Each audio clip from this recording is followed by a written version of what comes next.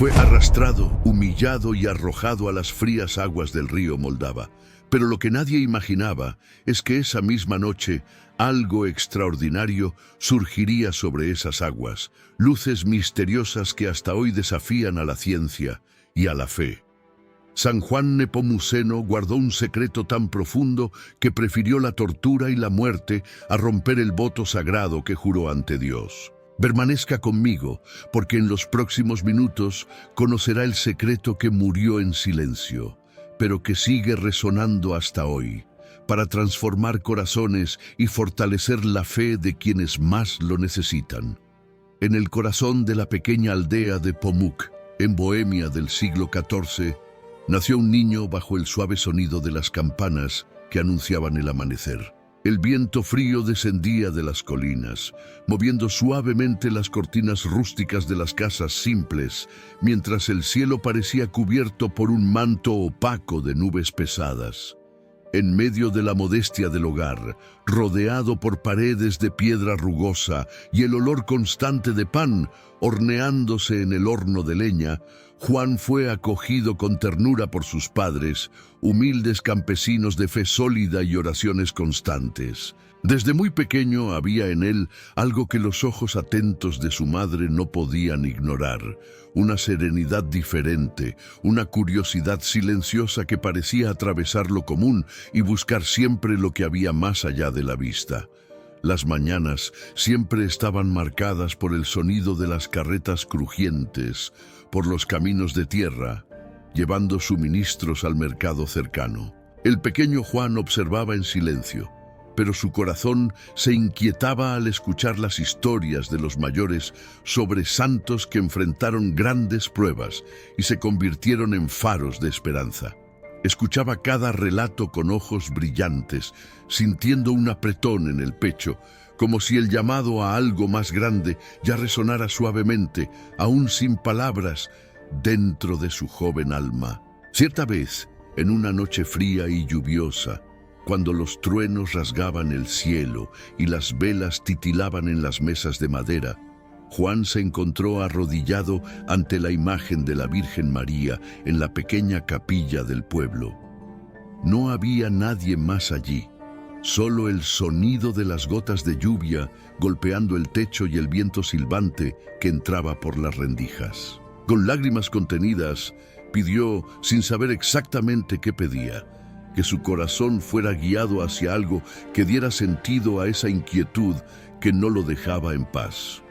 Se sintió pequeño ante la inmensidad de misterios que no comprendía, pero, al mismo tiempo, un calor suave invadió su pecho y la paz lo envolvió como un manto invisible.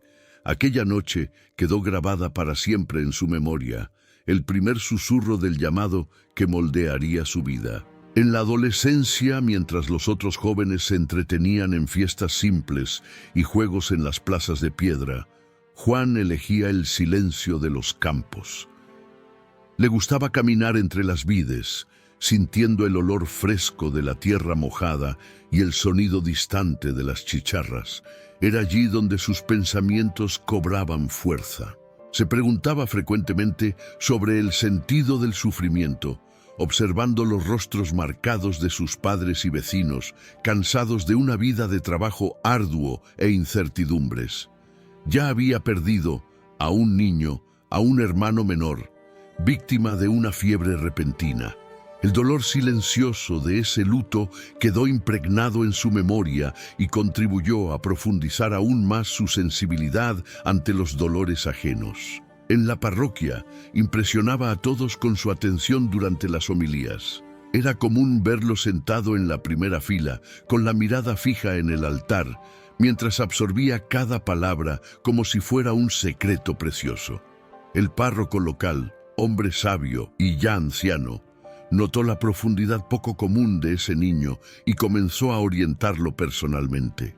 Bajo su tutela, Juan aprendió no solo las escrituras, sino también el valor del silencio, la paciencia y la prudencia, virtudes que comenzaban a moldear el carácter del futuro santo.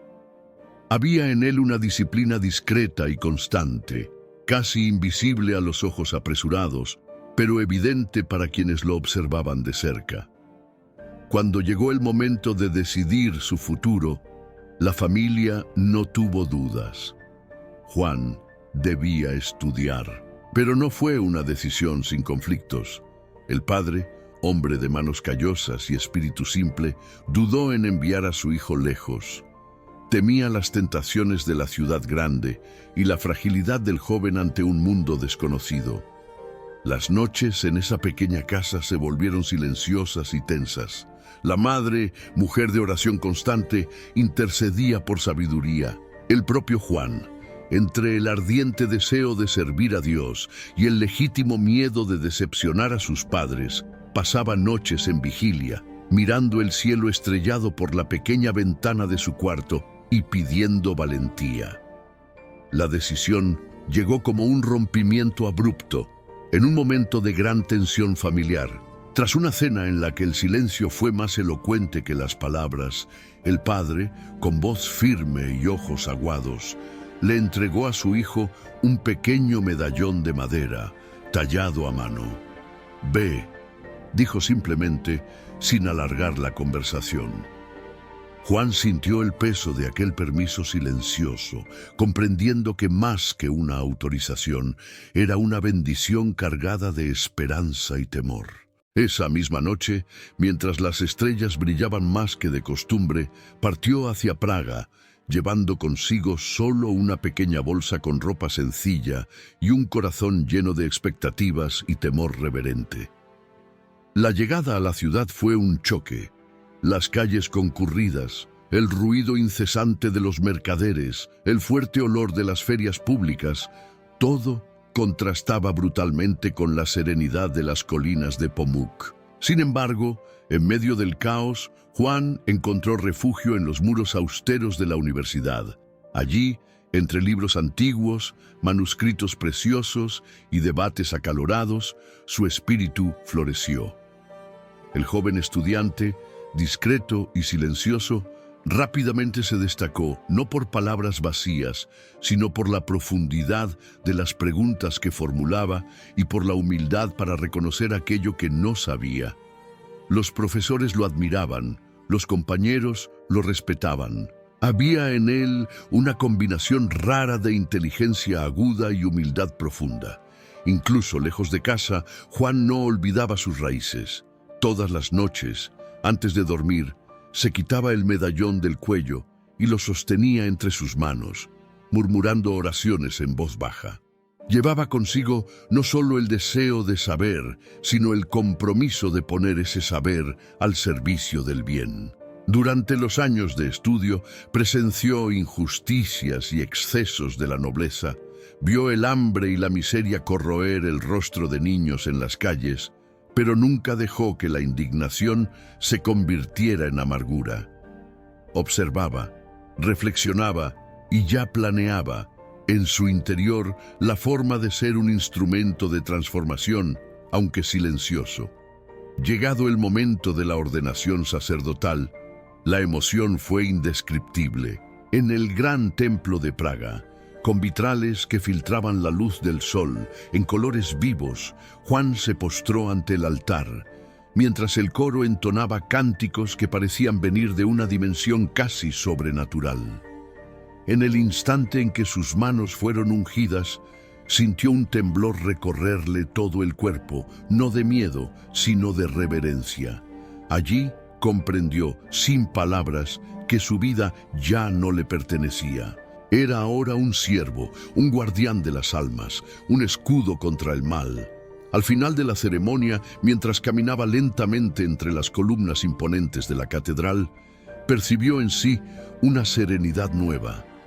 Había cruzado un umbral invisible. El niño curioso de Pomuk se convertía ahora en el padre Juan, un hombre llamado no para el brillo de los palacios, sino para el trabajo silencioso y fiel en las almas de los pequeños, de los afligidos y de los olvidados. A partir de ese día, su camino estaba trazado. El mundo, con todas sus pruebas, lo estaba esperando, y él, preparado para enfrentarlo, seguiría sin mirar atrás. En la imponente ciudad de Praga, donde las calles de piedra resonaban con el sonido de las ruedas de carrozas y los pasos apresurados de mercaderes y nobles, Juan Nepomuceno dio inicio a una nueva etapa de su vida. Tenía ante sí no solo las grandes puertas de la catedral, sino también el peso de la responsabilidad que vendría con el sacerdocio. Las altas torres de la iglesia parecían tocar el cielo, mientras dentro el incienso perfumaba el aire y las velas titilantes proyectaban sombras suaves sobre los antiguos mosaicos. El joven sacerdote, ya ordenado, no buscaba reconocimiento. Por el contrario, encontraba consuelo en el anonimato, ocupándose de las pequeñas tareas, de las visitas discretas a los enfermos, de las largas atenciones en el confesionario. Era allí, en ese profundo silencio, donde comenzaba a revelarse el brillo discreto del alma que Dios moldeaba para un propósito mayor. Con el tiempo, el nombre de Juan comenzó a ser susurrado entre los fieles más simples, siempre acompañado de palabras de admiración. Decían que él no solo escuchaba, sino que sentía junto, que al salir del confesionario las personas llevaban un alivio casi palpable, como si hubieran dejado atrás no solo pecados, sino cargas antiguas. Las mañanas estaban llenas por el sonido de las puertas chirriando suavemente, mientras decenas de personas, desde las más humildes hasta las de ropas nobles, se arrodillaban ante él.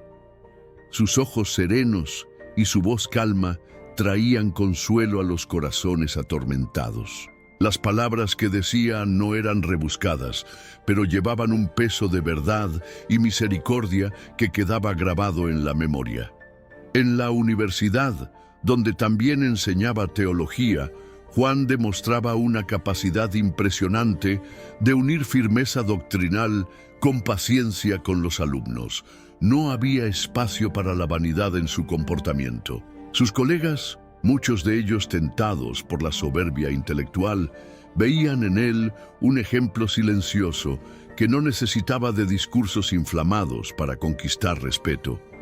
Su mesa sencilla, siempre organizada, mantenía manuscritos cuidadosamente alineados y pequeños objetos de devoción, recuerdos de un corazón que nunca se alejaba de la oración, incluso en medio de la erudición.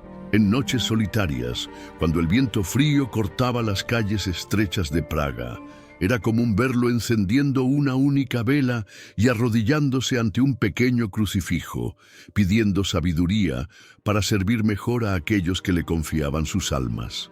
El arzobispo de Praga, atento a los movimientos en la arquidiócesis y a las voces discretas que llegaban hasta sus oídos, comenzó a prestar atención a aquel sacerdote que, sin buscar posiciones, ya ocupaba un lugar destacado entre el pueblo.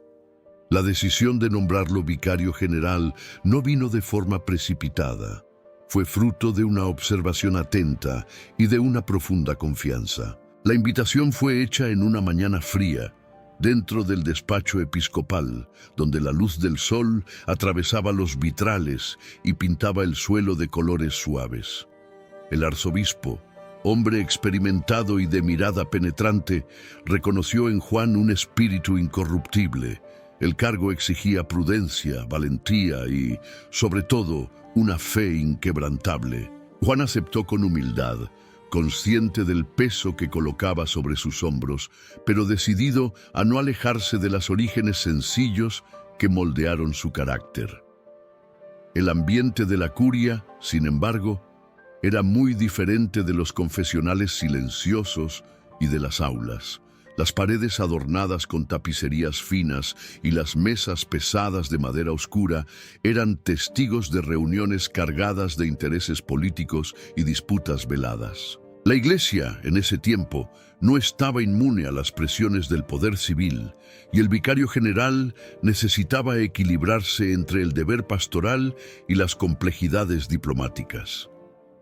Juan, con su serenidad habitual, se mantenía firme, pero las tensiones eran inevitables. Había momentos en que la desconfianza flotaba en el aire, cuando decisiones delicadas debían ser tomadas y las palabras elegidas con extremo cuidado.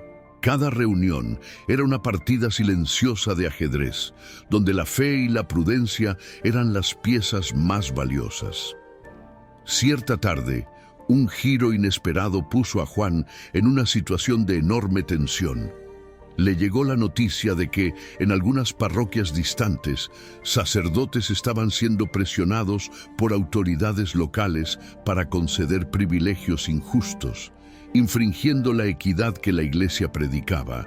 El caso exigía intervención rápida y firmeza, pero cualquier movimiento en falso podría crear conflictos peligrosos con la corona. Juan, entonces, se reunió con el arzobispo y aconsejó medidas discretas, pero enérgicas. Su habilidad para manejar el problema sin crear rupturas visibles impresionó a todos. Allí quedó claro que su inteligencia práctica era tan admirable como su santidad personal. El reconocimiento público aumentó, pero eso también trajo miradas de envidia.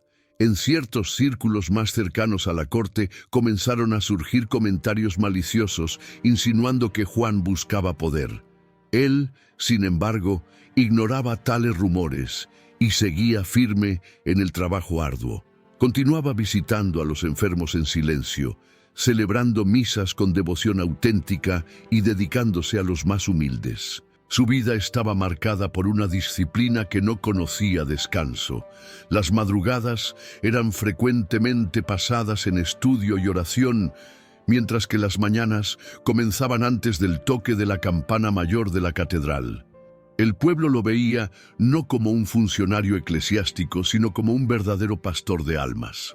Era común ver a mujeres ancianas, con pañuelos de colores en la cabeza y ojos marcados por el tiempo, acercarse a él en las calles de Praga para pedir una bendición o una palabra de consuelo. Juan nunca negaba atención, incluso cuando los compromisos de la curia le robaban las horas. Cada gesto, cada mirada, llevaba la delicadeza de quien entiende el peso del sufrimiento humano y no desprecia las pequeñas penas que el mundo tantas veces ignora. En medio de ese crecimiento silencioso, un episodio marcó para siempre su camino. Una noche lluviosa, tras una larga reunión con el arzobispo, Juan volvió a casa a pie. Las calles estaban desiertas, el sonido de las gotas de agua golpeando las piedras resonaba tristemente. En medio del camino fue abordado por un hombre pobre, envuelto en harapos, que le pidió ayuda desesperadamente para una niña enferma en casa. Sin dudar, incluso exhausto y bajo el frío cortante, Juan siguió a ese hombre por callejones oscuros hasta una choza donde encontró a una niña ardiendo en fiebre. Rezó por ella, la bendijo y se aseguró de que fuera asistida. A la mañana siguiente, la niña estaba curada. Este episodio corrió de boca en boca, reforzando aún más el cariño que el pueblo tenía por él. El nombre de Juan Nepomuceno ya no era solo conocido, era amado. Pero él sabía que, cuanto mayor era la confianza depositada, mayor era el peligro de ser arrastrado por las corrientes traicioneras del orgullo o de las presiones externas. Se mantuvo siempre vigilante. Cuando finalmente fue invitado a asumir plenamente las funciones de vicario general, recibió la noticia con la misma serenidad de siempre, pero con una mirada que por instantes reveló el peso del camino que se dibujaba por delante. Ese momento cerraba no solo una etapa de su vida, sino que inauguraba una fase donde su fe y su integridad serían puestas a prueba en niveles inimaginables. En el Palacio Real de Praga, entre paredes decoradas con frescos suntuosos y cortinas pesadas que ahogaban sonidos y secretos, circulaba una atmósfera cargada de poder y desconfianza. El rey Wenceslao IV, conocido por su temperamento impredecible y celos exacerbados, observaba cada movimiento de la corte con ojos inquietos. Al otro lado de esa misma corte, la reina Sofía de Baviera se destacaba por su nobleza serena y una fe profunda que la llevaba a buscar refugio espiritual. Ella era admirada por su bondad y por su postura discreta, pero también objeto de la inseguridad constante del rey. Cuando el nombre del vicario general Juan Nepomuceno llegó a los oídos de la reina, no como un político o funcionario, sino como un hombre de santidad y sabiduría, no dudó en buscarlo para confesarse y recibir orientación. El primer encuentro entre Juan y la reina ocurrió en uno de los oratorios privados del palacio. El ambiente estaba marcado por el suave olor de velas y resina, mientras que el leve tintineo de campanas a lo lejos parecía acompañar la delicadeza de ese momento. La reina, vistiendo un manto de brocado y con mirada humilde, no buscaba adulación ni consejos políticos, sino palabras que sanaran el alma. Al escuchar sus confesiones, Juan mostraba la misma simplicidad con la que atendía a campesinas y viudas pobres. Ninguna palabra de más, ninguna mirada más allá de lo necesario. Su presencia transmitía respeto y confianza. Poco a poco, esta relación espiritual se fortaleció, siempre marcada por discreción y pureza. La reina encontraba en él un alivio silencioso para sus angustias personales, mientras que Juan veía en la soberana solo una alma más en busca de redención. El rey, sin embargo, no tardó en notar la frecuencia de las visitas de la reina al confesor. Los celos, ya parte de su temperamento, comenzaron a transformarse en desconfianza venenosa. En reuniones privadas con sus consejeros, susurros alimentaban su paranoia. Algunos aduladores insinuaban secretos, sembrando dudas sobre las conversaciones que la reina mantenía con ese sacerdote respetado, pero aún así, para el rey, un hombre común. A partir de ese punto, el ambiente del palacio se volvió denso y opresor. Los corredores, antes solo silenciosos, ahora resonaban con pasos sospechosos y miradas furtivas. El rey comenzó a pedir informes indirectos, espiando discretamente las idas y venidas de la reina. En una noche sofocante, cuando truenos lejanos anunciaban la aproximación de una tormenta, el rey, dominado por la inquietud, convocó a uno de sus guardias de confianza y le ordenó vigilar las conversaciones entre la reina y el confesor. La tensión crecía. Las altas ventanas del palacio parecían esconder miradas invisibles, y la quietud de las cámaras contrastaba con la furia que hervía dentro del monarca. Wenceslao no aceptaba límites a su dominio, y el secreto de la confesión era para él un obstáculo insoportable. Más que celos, crecía dentro de él la necesidad de controlar cada palabra, cada secreto, cada sombra de la vida de su esposa. Mientras tanto, Juan Nepomuceno continuaba con su rutina austera y fiel. Seguía escuchando confesiones de toda la corte, pero también permanecía cerca del pueblo, lo que le confería aún más respeto popular y, involuntariamente, más visibilidad ante los ojos del rey. Había un contraste cada vez más visible entre el brillo contenido del sacerdote y la creciente impaciencia del monarca. El propio ambiente del palacio se convertía en un escenario de tensiones veladas, donde pequeños gestos, como una mirada desviada o una conversación interrumpida, se convertían en sospechas que alimentaban y ampliaban la imaginación del rey. Fue durante un banquete real, entre copas tintineando y risas apagadas, que el rey, embriagado de vino y celos, lanzó el comentario que dejó a todos los presentes en incomodidad. Insinuó que había cosas que se le estaban ocultando y que nadie se atrevía a revelar.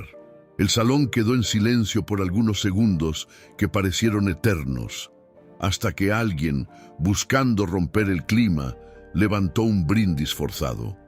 Pero el daño ya estaba hecho. El rey ya no ocultaba que desconfiaba, y todos se dieron cuenta de que el sacerdote Juan ahora estaba bajo la atenta mirada de Wenceslao. En las semanas que siguieron, el ambiente se volvió más opresivo. Guardias discretamente seguían a Juan por donde él pasaba. El rey comenzó a enviar emisarios encubiertos, buscando presionar al sacerdote para que compartiera el contenido de las confesiones de la reina. Las aproximaciones fueron sutiles al principio, pero pronto se volvieron más incisivas. Juan, firme y sereno, siempre respondía con la misma postura. El secreto de la confesión era inviolable y no había poder terrenal que pudiera romper esa alianza sagrada. Este comportamiento solo hizo aumentar la furia del rey. En reuniones cada vez más tensas, Venceslao pasaba a exigir explicaciones de todos a su alrededor, descontando su frustración en consejeros y sirvientes. El palacio, antes símbolo de autoridad y orden, se transformó en un laberinto de intrigas y temores. Los sirvientes andaban con la cabeza baja, evitando miradas, y hasta las músicas de las noches festivas parecían cargadas de incomodidad. El rey ya no ocultaba su desprecio por Juan, y los rumores crecían de que algo terrible estaba siendo planeado. Juan, a pesar de ser consciente de la creciente hostilidad, no se alejó de sus obligaciones. Continuaba atendiendo a los fieles con la misma dedicación, visitando a los enfermos, celebrando misas con fervor y orientando espiritualmente a la reina, sin permitir que ninguna interferencia corrompiera la sacralidad de esa relación. Dentro de sí, ya intuyó que las pesadas nubes del destino se formaban sobre su cabeza, pero no permitía que el miedo lo paralizara. Cada día vivido en ese ambiente tenso era una demostración silenciosa de valentía. Una mañana, al llegar a la catedral para celebrar la misa, Juan fue interceptado por un mensajero del rey que portaba una convocatoria para comparecer inmediatamente a los aposentos reales. El mensaje no traía justificaciones, solo la orden seca y urgente. El sonido de las campanadas resonaba sobre la ciudad, mientras Juan, con pasos firmes, cruzaba la plaza en dirección al palacio. Allí dentro, el silencio era pesado, roto solo por el crujido ocasional de la madera en las chimeneas. El rey lo esperaba, rodeado de consejeros de semblantes cerrados. El encuentro estuvo marcado por una tensión palpable. El rey, sin rodeos, exigió que Juan revelara el contenido de las confesiones de la reina. Su voz era dura, la mirada fulminante. Juan, con la dignidad de quien sabe que está ante un momento definitivo, rechazó de forma serena, pero irrefutable. No había espacio para dudas o concesiones.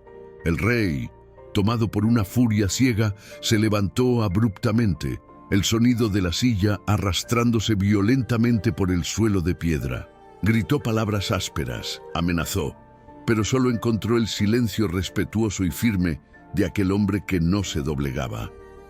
La tensión de aquel día no terminó allí.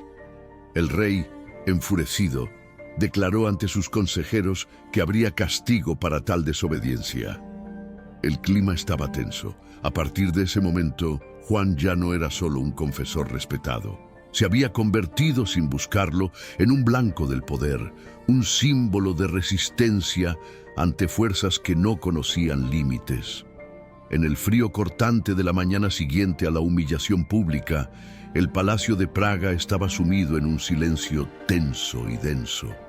Los pasos apresurados de los sirvientes sonaban apagados sobre las pesadas alfombras, y hasta el tintineo de las cadenas en las armaduras de los guardias parecía más contenido.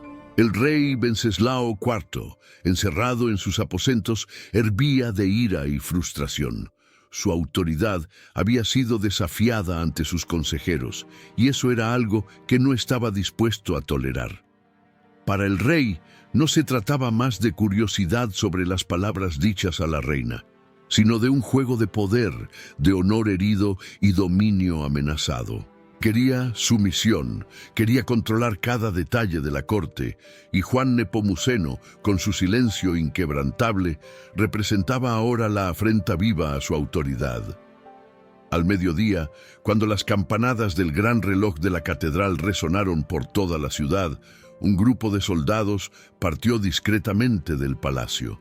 Los cascos de los caballos, amortiguados por el barro de la calle, llevaban la decisión ya tomada. No habría más intentos de persuasión. El rey exigía obediencia y estaba listo para imponer su deseo por la fuerza. Juan Nepomuceno, que en ese momento se encontraba en el convento de los franciscanos, inmerso en oraciones y deberes simples, fue sorprendido por la llegada del destacamento real. Los soldados, aunque respetuosos, tenían órdenes claras. Había una incomodidad visible en sus rostros. Sabían que llevaban consigo a un hombre venerado por toda la ciudad, y la misión parecía pesarles en la espalda como plomo. El camino hasta el palacio fue silencioso y sombrío. El cielo estaba cubierto, como si la propia naturaleza presentía el peso de aquel momento. El sonido de los cascos golpeando la acera mojada se mezclaba con el murmullo de las personas que, en las esquinas, susurraban entre sí, reconociendo al sacerdote que descendía hacia el corazón del poder. Cuando llegaron, los enormes portones de hierro se cerraron con un chirrido lento y pesado. Allí dentro, el rey aguardaba, rodeado por una atmósfera opresiva. El salón estaba vacío de adornos festivos, sin músicos ni cortesanos. El suelo de piedra fría reflejaba la severidad del momento. El rey, sentado en su trono, miraba fijamente a Juan con ojos sombríos e inyectados de ira contenida. Su voz salió ronca, cargada de amenaza. Exigió, una vez más, que el sacerdote rompiera el secreto de la confesión y revelara los secretos de la reina. Esta vez no era una petición, era una orden dura e implacable. Las paredes de piedra parecían resonar la tensión en el aire. Pero Juan, de pie frente al monarca, mantuvo su postura serena. Sus ojos no temblaban, su voz no se elevaba. Solo respondió con firmeza y respeto, reafirmando que el secreto de la confesión era inviolable, incluso bajo amenaza de muerte. No había vacilación en sus palabras, su alma ya estaba entregada a la voluntad de Dios. El silencio que siguió fue casi sofocante. El rey apretó los puños, sus labios temblaban de furia. En un gesto brusco, se levantó y en un acceso de cólera lanzó un cáliz dorado contra la pared, estrellándolo en 1000 pedazos. El sonido del metal rompiéndose resonó por el salón, seguido de un silencio aún más denso. El rey entonces avanzó algunos pasos, apuntando con el dedo en ristre a Juan, y con una voz grave declaró que, si no hablaba, pagaría el precio más alto. El sacerdote, ante la furia desenfrenada del rey, no vaciló. Su calma parecía provocar aún más la ira del monarca. La orden fue dada. Juan fue conducido a las mazmorras del palacio, un lugar frío, húmedo y sombrío, donde el olor a moho y óxido impregnaba el aire. El pasillo estrecho estaba iluminado por antorchas que temblaban al sabor de las corrientes de aire que soplaban por las rendijas. Allí fue encadenado, no como un criminal común, sino como alguien que necesitaba ser doblegado por la fuerza. El carcelero, un hombre ya endurecido por la convivencia con el sufrimiento ajeno, bajó la mirada ante aquel prisionero tan diferente de los otros. Juan no se quejaba, no imploraba, solo rezaba en silencio, sus labios moviéndose discretamente mientras las cadenas apretaban sus muñecas. Las primeras horas fueron marcadas por el frío que penetraba hasta los huesos y por la incomodidad de las grilletes de hierro apretando la piel. Pero, al caer la noche, vinieron las amenazas. Soldados enmascarados, bajo órdenes directas del rey, descendieron a las mazmorras. Trajeron consigo instrumentos de tortura y promesas de tormento físico. El objetivo no era solo arrancar palabras, sino doblegar la voluntad de aquel hombre cuya fe parecía inquebrantable. El ambiente sombrío resonaba con los ruidos de las cadenas y los estallidos de los látigos siendo preparados. El primer golpe vino seco, brutal, cortando la piel y dejando marcas profundas en la espalda del sacerdote. Juan cerró los ojos y apretó los labios, pero no emitió un solo gemido. Los soldados, perplejos ante aquella resistencia casi sobrehumana, aumentaron la intensidad de las agresiones.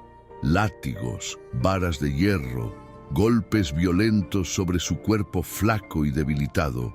Pero a cada golpe, Juan solo bajaba la cabeza y murmuraba oraciones silenciosas. El sudor se mezclaba con la sangre, escurriéndose por la fría piedra del suelo de la celda. El dolor era indescriptible, pero su espíritu se mantenía firme.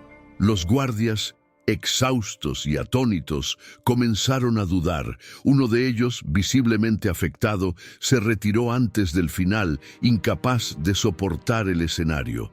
Afuera, en la ciudad, comenzaron a circular rumores. Pequeños grupos de fieles rezaban en secreto, mientras las campanas de la catedral continuaban sonando a horas fijas, como un recordatorio de que, incluso en las sombras de la opresión, la esperanza no podía ser callada. Dentro de la prisión, tras horas de tormento, Juan fue dejado solo, su cuerpo herido y la respiración entrecortada. Las antorchas disminuían lentamente, proyectando sombras danzantes en las frías paredes de la celda. Incluso en ese momento extremo, el sacerdote no cedió. La decisión del rey estaba tomada. Juan Nepomuceno sería ejecutado. La voluntad inquebrantable de aquel hombre se había convertido en una afrenta imposible de tolerar. El frío de aquella noche parecía más denso que nunca. El viento aullaba por las murallas del castillo de Praga y las llamas de las antorchas temblaban inquietas, como si hasta el fuego supiera que algo sombrío estaba por suceder. Allí abajo, en los pasillos húmedos y oscuros de las mazmorras, el cuerpo debilitado de Juan Nepomuceno reposaba contra la pared de piedra helada. Las heridas abiertas por la tortura aún ardían. La sangre seca manchaba su túnica y el dolor físico era inmenso, pero había en el semblante del sacerdote una paz que contrastaba con la brutalidad que lo rodeaba. Sus labios se movían suavemente en oración, no pidiendo liberación, sino fuerza para soportar lo que estaba por venir. Cuando el crujir de las puertas pesadas resonó en las mazmorras, Juan supo que su hora se acercaba. Pasos firmes e implacables bajaron las escaleras de piedra, y los guardias, bajo órdenes directas del rey, lo arrastraron fuera de la celda. El aire frío de la noche cortaba su piel herida como cuchillas invisibles, y el olor de la tierra mojada se mezclaba con el olor metálico de la sangre seca. Los soldados mantenían la mirada baja, incapaces de enfrentar a aquel hombre herido, pero inquebrantable. En silencio, lo condujeron por las estrechas calles de la ciudad, donde solo la pálida luz de la luna iluminaba los callejones vacíos. No había público, no había testigos, solo la oscuridad cómplice del crimen que se desarrollaba. El puente de Carlos, majestuoso durante el día, ahora era un escenario sombrío. El sonido del río Moldava corriendo bajo la estructura de piedra parecía más fuerte, más amenazador. Las aguas agitadas reflejaban la luz temblorosa de las linternas llevadas por los soldados, creando sombras que danzaban en la superficie turbia. El frío de la madrugada hacía que la respiración fuera visible en pequeñas nubes de vapor. Los soldados se detuvieron en medio del puente, donde el viento soplaba con más fuerza. El sonido de las campanas a lo lejos marcaba el paso de las horas como un lamento distante. Juan fue puesto de rodillas y por un breve instante levantó los ojos hacia el cielo estrellado. No había palabras, solo una mirada serena, como quien comprende que su vida terrenal estaba a punto de terminar. Pero su misión trascendería ese momento. Los soldados, visiblemente avergonzados, dudaron por un segundo. El comandante, nervioso, ordenó que cumplieran el decreto real. Cadenas fueron atadas a los tobillos del sacerdote. El sonido frío del hierro golpeando contra la piedra sonó como un presagio del fin. Un empujón seco y el cuerpo herido de Juan se precipitó del puente. El impacto de las aguas heladas fue brutal.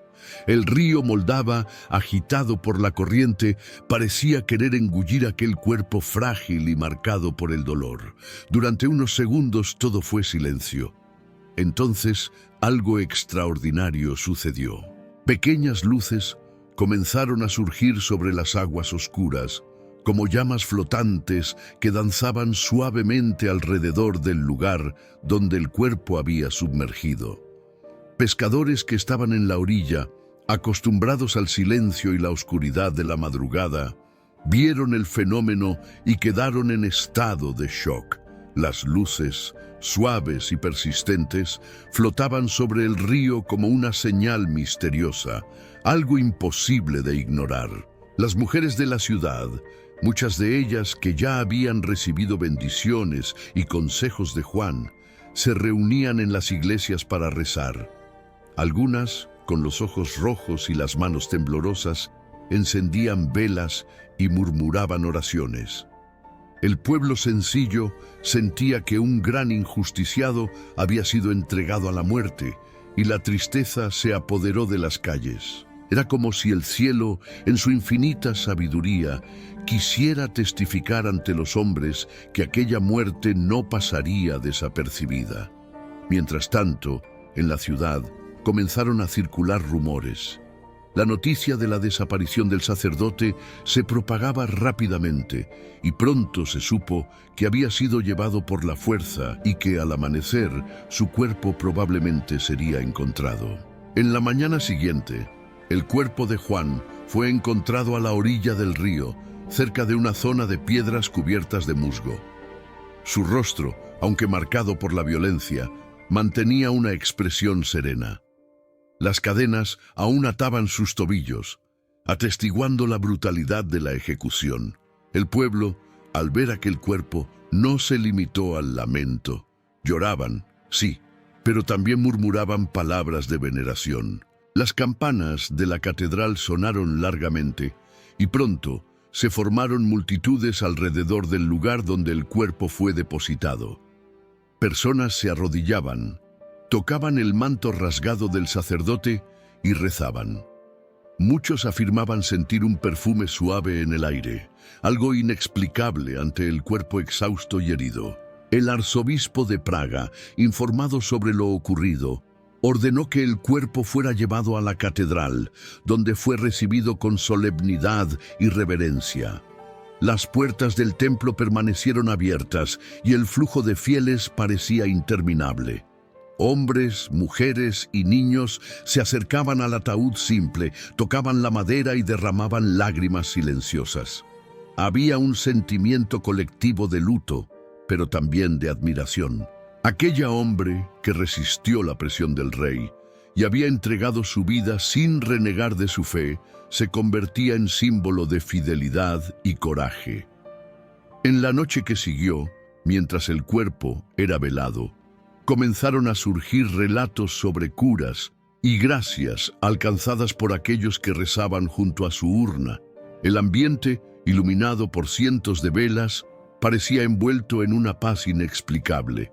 El sonido de los cantos litúrgicos llenaba el aire, mezclado con lágrimas y susurros de oración. La muerte violenta de Juan Nepomuceno no había silenciado su voz. Por el contrario, ella resonaba con aún más fuerza en los corazones de todos los que estaban allí.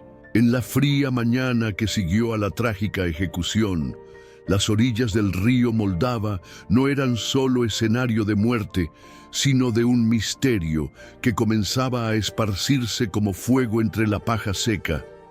Los pescadores, que antes habían sido testigos de aquellas luces inexplicables flotando sobre las aguas, ahora eran acompañados por decenas de personas, todas atraídas por los rumores de una señal divina.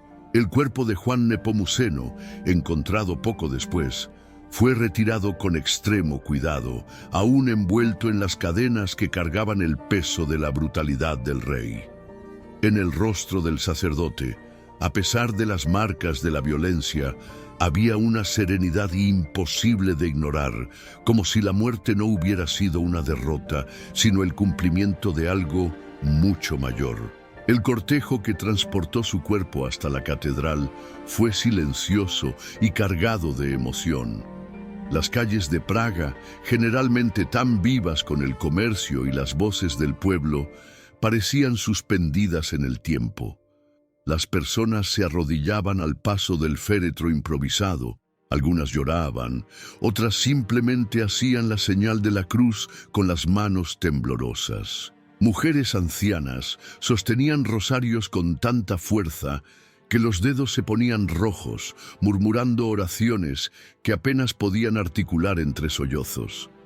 En la puerta de la catedral, el arzobispo aguardaba, vistiendo sus vestiduras más solemnes, con la mirada pesada por la tristeza y la responsabilidad de acoger no solo a un sacerdote muerto, sino a un mártir.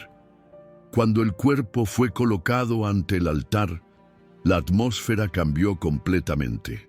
Un perfume suave, que no venía de flores o incienso, comenzó a esparcirse por la nave de la catedral.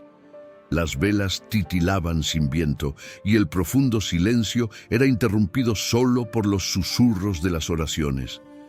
Las personas comenzaron a relatar allí mismo señales inexplicables. Una mujer anciana, ciega de un ojo, afirmó haber recuperado parte de la vista tras tocar levemente el ataúd. Un niño enfermo, llevado en brazos por la madre desesperada, se durmió profundamente al lado de la urna y despertó horas después con el rostro sonrojado y el cuerpo sin fiebre.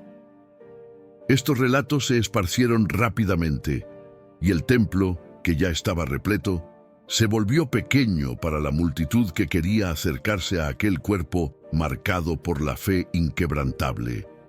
A medida que pasaban los días, el flujo de peregrinos solo aumentaba. Las campanas sonaban continuamente, no por órdenes humanas, sino porque los propios sacristanes eran llamados día y noche para recibir nuevas personas que venían a agradecer por las gracias alcanzadas. El cuerpo de Juan Nepomuceno fue velado durante días y el movimiento no cesaba. Personas de aldeas distantes, algunas llegando a pie durante la noche, llegaban con el rostro cansado y esperanzado. Las mujeres, especialmente, veían en él un ejemplo silencioso de fidelidad y coraje. Madres se arrodillaban pidiendo protección para sus hijos, esposas rezaban por sus maridos, viudas buscaban consuelo por sus pérdidas. Un acontecimiento impactante ocurrió la noche anterior al entierro. Durante una vigilia silenciosa, cuando el templo estaba iluminado solo por la luz de cientos de velas, una brisa ligera recorrió el interior de la iglesia, aunque todas las puertas y ventanas estaban cerradas. En el altar, una de las velas más grandes se apagó repentinamente y en el mismo instante una pequeña estrella pareció brillar en lo alto de la bóveda del templo, visible por un momento breve, pero nítido para todos los presentes. El fenómeno dejó a todos de rodillas, en lágrimas, seguros de que estaban presenciando algo que iba mucho más allá del entendimiento humano. Ante tal conmoción popular, el rey Wenceslao, aislado en sus aposentos, comenzó a darse cuenta de que su crimen no permanecería oculto. Sus propios consejeros, antes aduladores y cómplices, ahora se alejaban, temiendo la furia del pueblo y el peso de la culpa que flotaba sobre el palacio. Dentro de las murallas del castillo, el silencio se volvía asfixiante y las noches estaban marcadas por pesadillas e inquietudes. El rey, antes tan seguro de su poder absoluto, ahora era un hombre atormentado, rodeado por el eco de las consecuencias de sus actos. La Iglesia, consciente del impacto que la muerte de Juan causaba no solo en Praga, sino en toda la región, inició los registros formales de las gracias alcanzadas junto a su tumba. Cada relato fue cuidadosamente documentado, analizado y reconocido. El cuerpo, cuando fue trasladado a una tumba definitiva dentro de la catedral, exhalaba aún el mismo perfume suave que tanto impresionó al pueblo. La sepultura se convirtió en poco tiempo en un lugar de peregrinación incesante. El suelo frente a ella estaba siempre cubierto por velas, flores frescas y pequeños objetos de devoción, dejados por aquellos que allí depositaban sus pedidos y agradecimientos. A medida que la fama de santidad de Juan Nepomuceno crecía, una corriente silenciosa de conversión comenzó a recorrer la ciudad. Hombres y mujeres, tocados por el ejemplo del mártir, buscaban cambiar de vida. Conflictos antiguos eran perdonados, enemistades deshechas, y la caridad florecía de manera impresionante. Era como si el sacrificio de aquel hombre simple y fiel hubiera encendido una luz que iluminaba cada hogar, cada corazón, cada conciencia adormecida. En Roma, las noticias llegaron con la fuerza de un testimonio imposible de ignorar. El Papa, informado de los relatos y de los milagros que se multiplicaban, ordenó una investigación rigurosa. Enviados papales fueron a Praga, y lo que encontraron superaba cualquier expectativa. Los testimonios eran innumerables, los relatos consistentes y sinceros. No había duda. Juan Nepomuceno no era solo un sacerdote fiel, era un mártir de la fe, un símbolo de la fidelidad absoluta a la verdad y a la misión que Dios le había confiado. El tiempo pasó, pero el nombre de Juan Nepomuceno no se disolvió en el olvido como tantos otros mártires anónimos. Por el contrario, la memoria de su fidelidad inquebrantable crecía como una llama protegida del viento, alimentada por los testimonios de milagros y por las historias de coraje que circulaban de boca en boca. Las procesiones en su honor comenzaron de forma simple, con velas titilando en las manos de las mujeres humildes que caminaban por las calles estrechas de Praga mientras recitaban letanías entre lágrimas. Velas encendidas, rosarios depositados en silencio, pequeños billetes escritos a mano con pedidos de madres, esposas e hijas. El ambiente estaba lleno no solo de oraciones murmuradas, sino de un sentimiento casi palpable de esperanza. El perfume discreto que emanaba de su tumba continuaba inexplicable y constante, y los relatos de curas y gracias alcanzadas se multiplicaban de tal manera que ya no podían ser atribuidos a la coincidencia. El sonido de las campanas, siempre cargado de solemnidad, marcaba cada paso, como si el cielo mismo acompañara aquel movimiento silencioso de fe y gratitud. En la Catedral de San Vito, la tumba de Juan Nepomuceno se convirtió en un destino constante de peregrinación. Era imposible para cualquier visitante permanecer indiferente a la atmósfera de recogimiento y respeto que envolvía aquel lugar. No pasó mucho tiempo antes de que estas noticias cruzaran fronteras. En Roma, la Iglesia recibía relatos minuciosos enviados por autoridades eclesiásticas, describiendo acontecimientos que desafiaban cualquier explicación natural.